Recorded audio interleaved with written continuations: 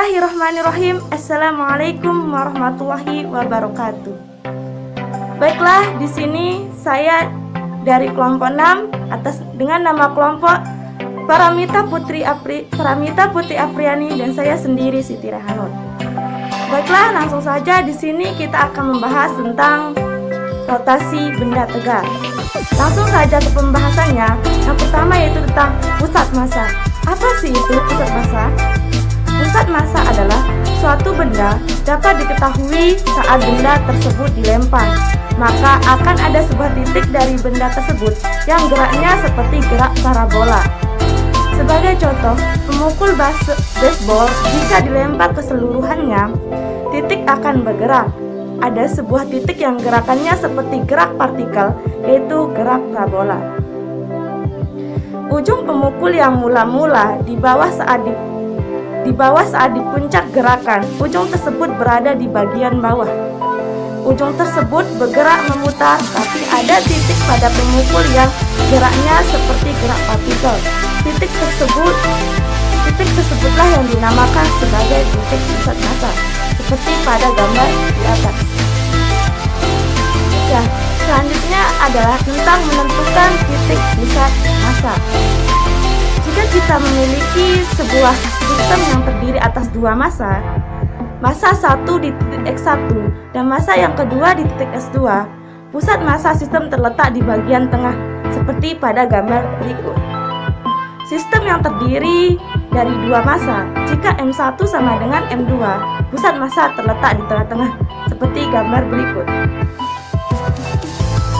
Kita lanjut ke pembahasan selanjutnya, yaitu tentang menentukan pusat massa benda tegar. Sebuah benda tegar yang memiliki kerapatan sama di sebuah bagian benda, titik pusat massanya terletak di tengah-tengah benda itu.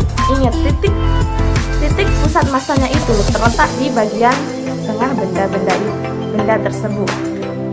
Misalnya, pusat massa sebuah bola terletak di titik pusat bola dan di tengah bola. Kita bisa mencari pusat massa suatu benda dengan cara menggantungkan benda pada titik-titik yang berbeda. Misalkan, benda kita berbentuk segitiga.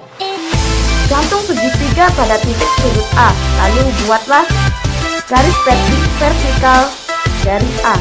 Kemudian gantung pada titik B, lalu tarik garis vertikal. Garis vertikal pertama akan bertemu dengan garis vertikal yang kedua.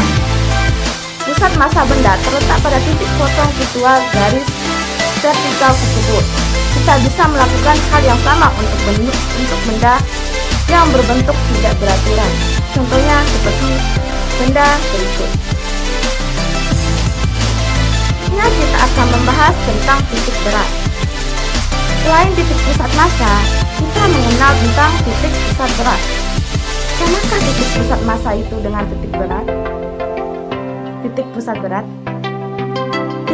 berat akan berhimpit dengan titik pusat massa bila percepatan gravitasi pada semua titik benda itu sama.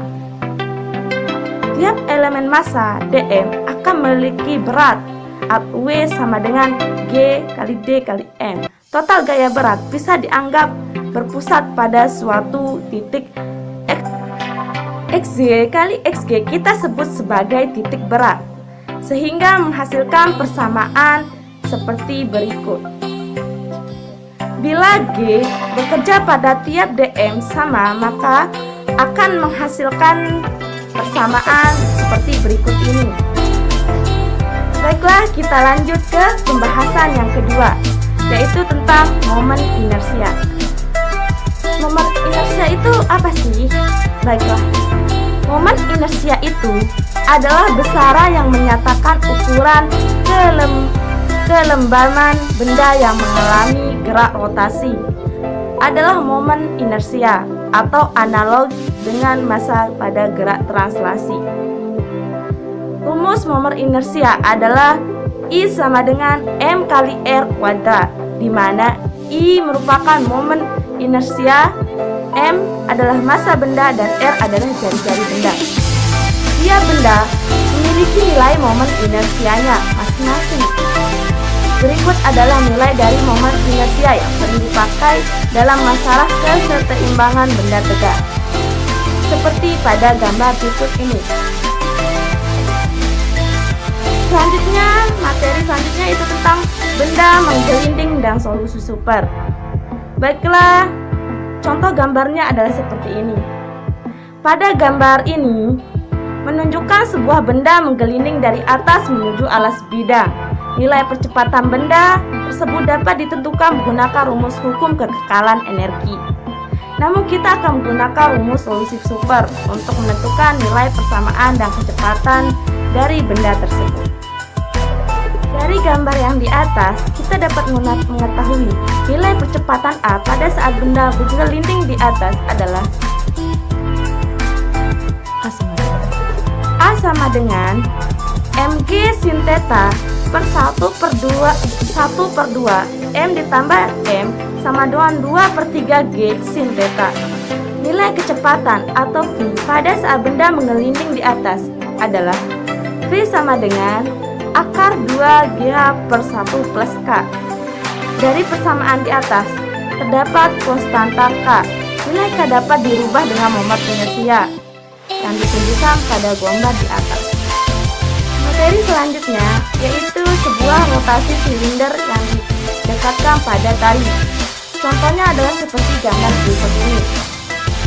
Nilai percepatan silinder di atas dapat ditentukan dengan A sama dengan 2/G.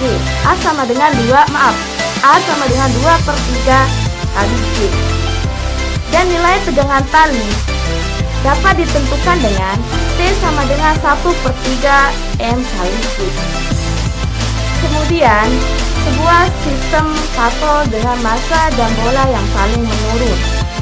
Contohnya seperti gambar di atas ini. Maka nilai percepatan kedua benda tersebut dapat ditentukan dengan A sama dengan M1 per M1 plus 2 plus 1 per R kuadrat. Baiklah, yang terakhir yaitu tentang gerak menggelinding benda pejal mendaki suatu